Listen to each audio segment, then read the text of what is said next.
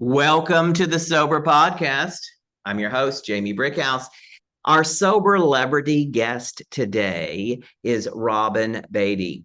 She is a narrative artist who works nationally and internationally developing performances and educational projects for adults and children. Robin's solo show, Nancy Drewinski and the Search for the Missing Letter, a personal story of McCarthyism and anti-Semitism, has toured fringe festivals and been presented online. I have seen it, and if you ever have a chance to see it, you better go. Robin hosts the Beatty House Storytelling Concert Series, showcasing a lineup of storytellers from New York City, which have even included me. Thank you for joining us on the Sober Podcast, Robin. I'm happy to be here. I'm always full disclosure about sobriety. I'm thrilled you're here to talk about it too. And full disclosure, listeners, Robin and I have known each other for the past few years. We knew each other not through sobriety, but through storytelling. And it was I think a while after I knew you that I knew you were also sober. How long have you been sober? I don't really know. I keep forgetting, but it's either 36, 37, or 38 years. Fabulous. And as a storyteller, I want to talk about your art in sobriety and how sobriety changed your performing career and also how the importance of storytelling and telling our stories and sharing our stories in sobriety. Well, I'll tell you, when I got sober, I was convinced I had ruined my whole life. Of course, I wouldn't be sober. But one of the I wouldn't have tried. I wouldn't have bothered. I wouldn't be drinking. Yeah. One of the reasons I thought I had done that was I had all these amazing projects going. Mm-hmm. And I had stopped acting, but I had youth theater projects at the 92nd Street Y and in Chicago. I was talking about one in Minneapolis. I was talking about one in Milwaukee. I was considering, I was traveling. Yeah. And everything fell apart. And I really became convinced that art was part of my problem. So not only was alcohol part of my problem, but art and being an artistic person and being creative was part of my sickness. And it took me 7 years to put my foot back in. In what way did you think the art, did you mean, when you say that, do you mean that you thought your art was causing the addiction in drinking, or? I don't know. I thought it was part of my illness, that my need to be creative was somehow cursed.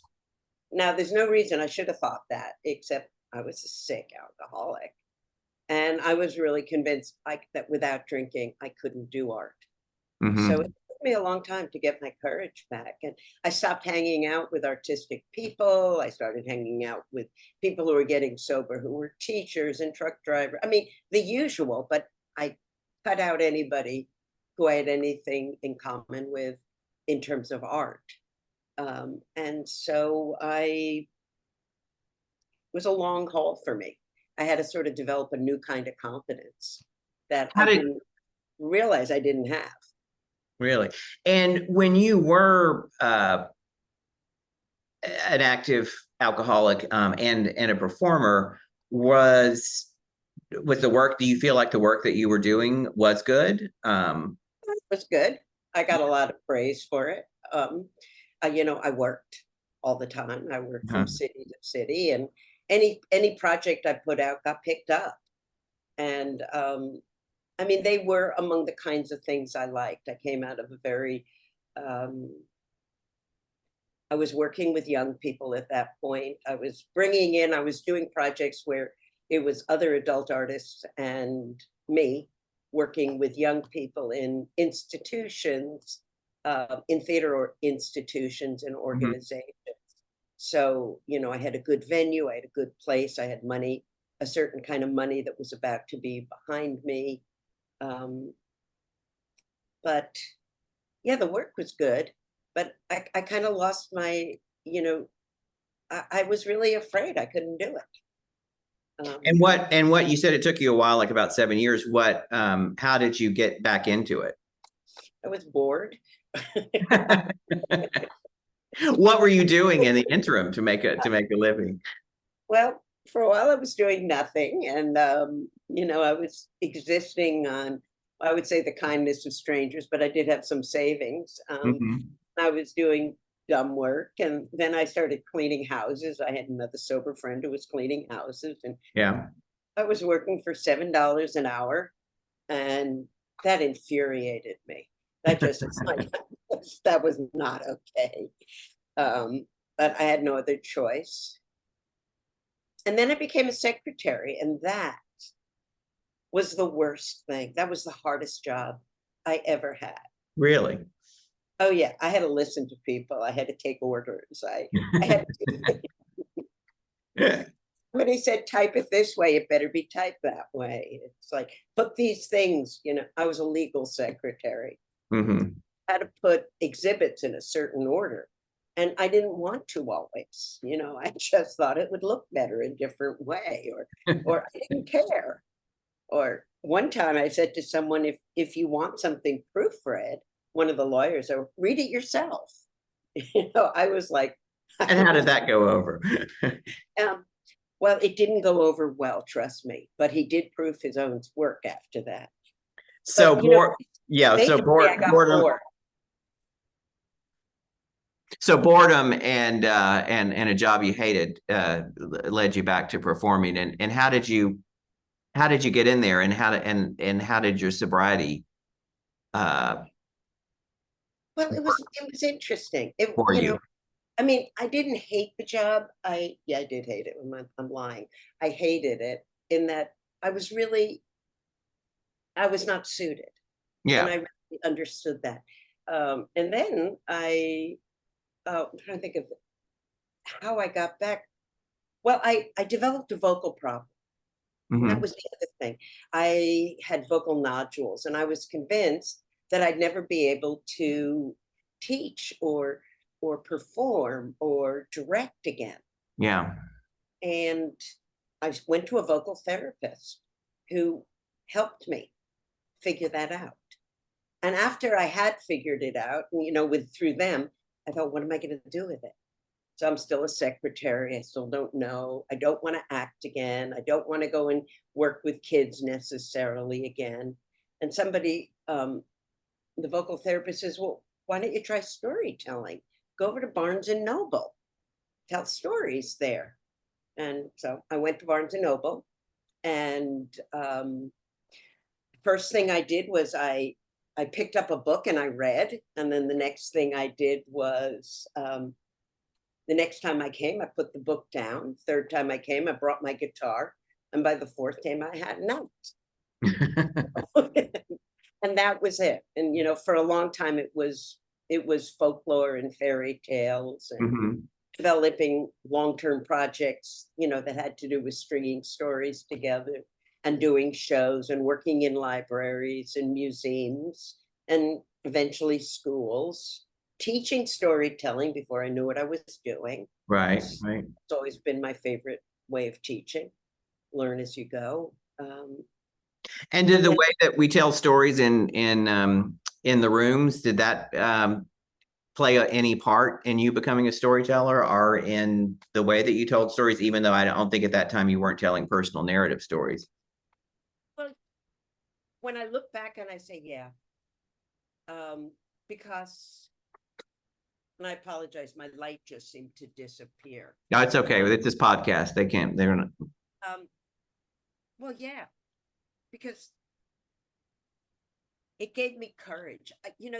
The thing that happened in meetings was I got courage. I mean, like all of us, Hmm.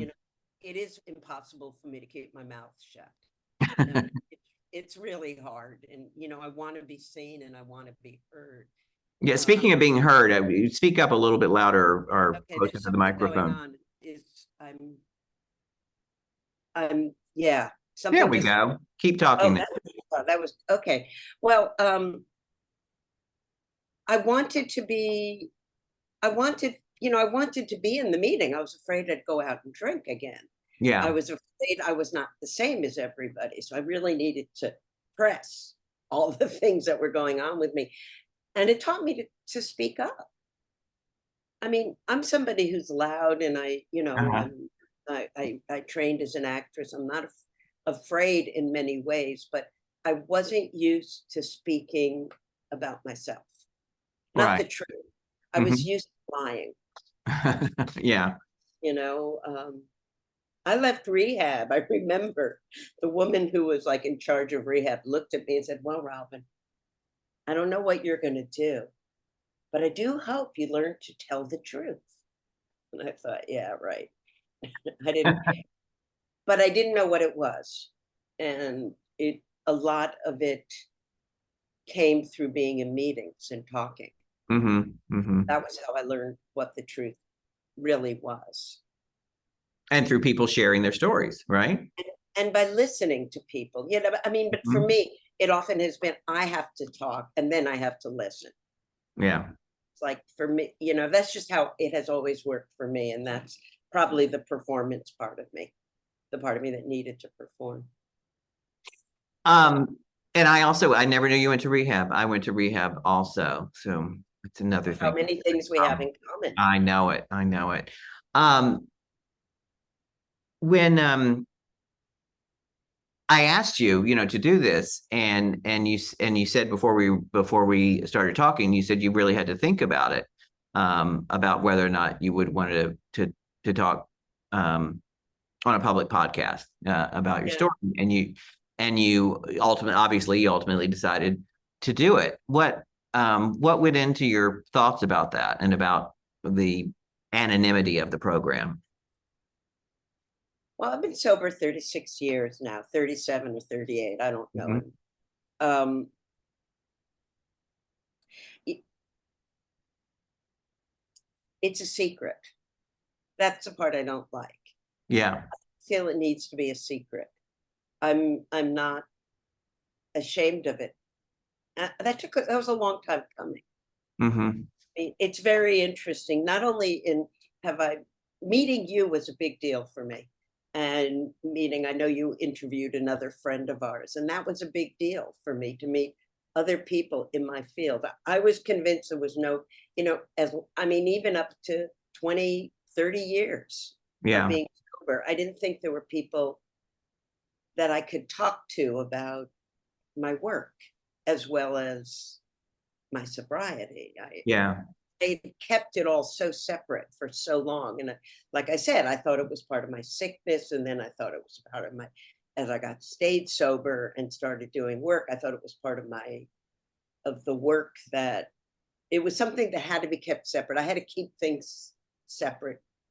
And, it's part of why I'm talking now. It's like, I don't want to be, I don't want it to keep those things separate. I'm not ashamed of it. And I think I'm grateful. And that's just who I am. If people don't understand drinking and drinking to the point where you have to stop, that's something I can either talk about or not, but it doesn't make me less than them or worse than them. No, not at all. And I mean, there's that idea or that tradition in the program, that at the level of press, Mm.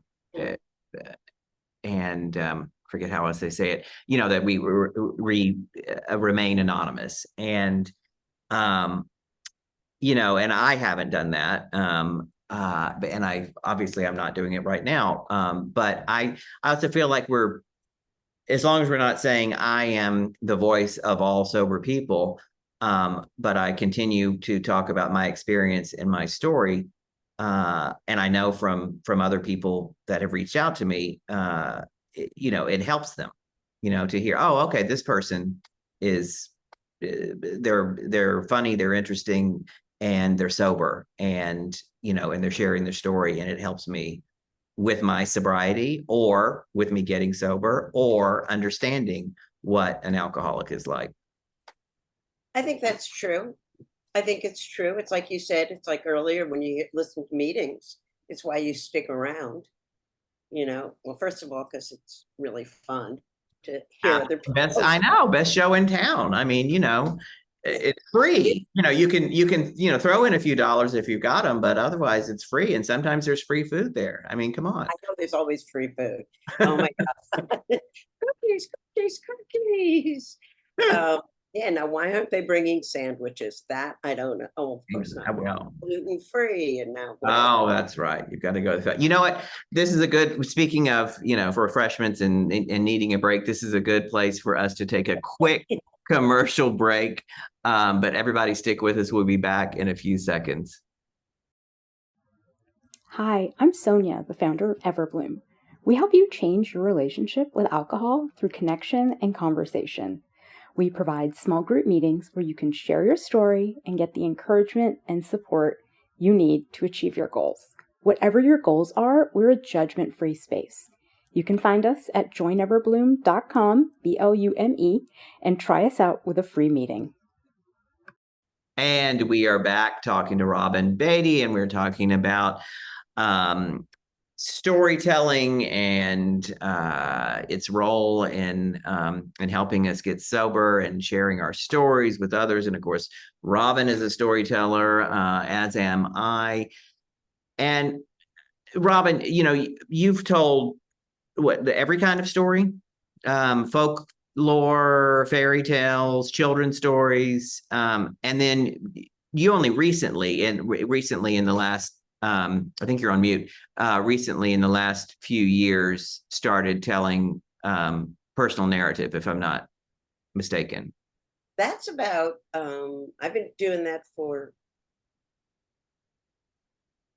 I want to say 15, 20 years. Oh, okay. I didn't realize it was that long. It's not that long. Maybe it's 10 years, 10 to 15 years. Yeah.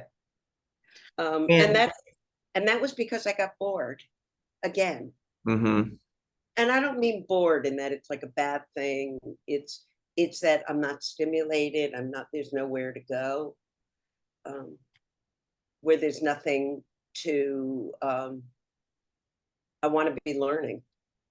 I want to be growing, and I want to make sure that my voice is used in a way that feels right to me. Yeah. Well, I've heard a lot of your stories. Actually, I met you, somewhere on the personal narrative field, and I love your stories. And have you told any stories about your sobriety or the drinking? Have that played a part in any of them? No. No, I take it back. There are one or two personal stories that I've added stuff about. I talk about my mother's death, and I talk about my drinking and my sobriety at the end of it when she's dying, and I'm talking about what she had to put up with me. Mm-hmm. And that's the only time, right? Is that story part of Nancy Drewinski? It's not in there, is it? Because I don't think I've heard it before. I sure would like to hear it. It's a great story. The best part is not the part about sobriety. It's about when my mother's ghost leaves her body and comes through me, and we talk. It's it's a good story, but a lot of it is where I talk about sobriety. I don't know if that's what I'm going to do. If I do, I mean, right now I'm sort of, the pandemic is over. I'm just starting my house concert series, which is, so other people's voices can be heard. And so I get a chance to throw a party. And there's free food, isn't there? Oh my God, yeah. Not sandwiches, but there's pizza, as I recall. Well, for the barbecues, we have hot dogs and hamburgers, please. Yum. I know. I like feeding people. That's part of my Jewish upbringing. Nothing to do with substituting for alcohol or anything. Oh, one totally different subject. Before we started talking, we threw this out there before we started. We decided to go the storytelling route. Was the role of sugar in helping you get sober and then also then weaning yourself from it. I mean, for a lot of alcoholics and addicts, sugar is an immediate need when we get sober, and a replacement. How did it work for you? I didn't think of it that way. Before I went to rehab, I went on a diet. Mhm. So it was very important to leave the sugar but drink. I had the drinking thing going, but I didn't have any sugar. So I thought I had that under control. When I stopped drinking and I came back and I had to go to meetings, Mhm. they warned us about sugar, but I couldn't help it. I mean, I'll say I couldn't help it. And at that time, that time ago, 36, 37, 38 years ago, was, always carry candy with you. You Yeah. know, if you need to eat something, eat it. Um, just don't go into a bar. Don't buy a bottle of beer. Don't buy a bottle of wine. Don't buy a bottle. Buy a cookie. There Eat was a a candy bar. Hmm. candy bar. There was a point I was teaching, um, and I would go from store to store every block. Walking from the subway to the school I was at. I was an arts teacher. Every block would be a bodega, and every block would have, I'd buy one of those big chocolate chip cookies and I'd eat it. And I'd get to the next block and I'd buy another big chocolate chip cookie. So I'd have like, 5 blocks, 5 cookies. And that was how I stayed sober. Yeah. When I came back from rehab, I started. It was a combination of sugar and free time, and mania of, oh, what do I do now that I'm back in the real world, and I've got all this time. And I remember baking snickerdoodles, and there was a favorite childhood cookie of mine, and I used to bake them when I was a kid, and so I couldn't stop baking, and I would just bake batch after batch, and then would eat a lot and then give a lot away, and so yeah, it was both an act of sugar intake and the old program of you've got to, in order to keep it, you've got to give it away.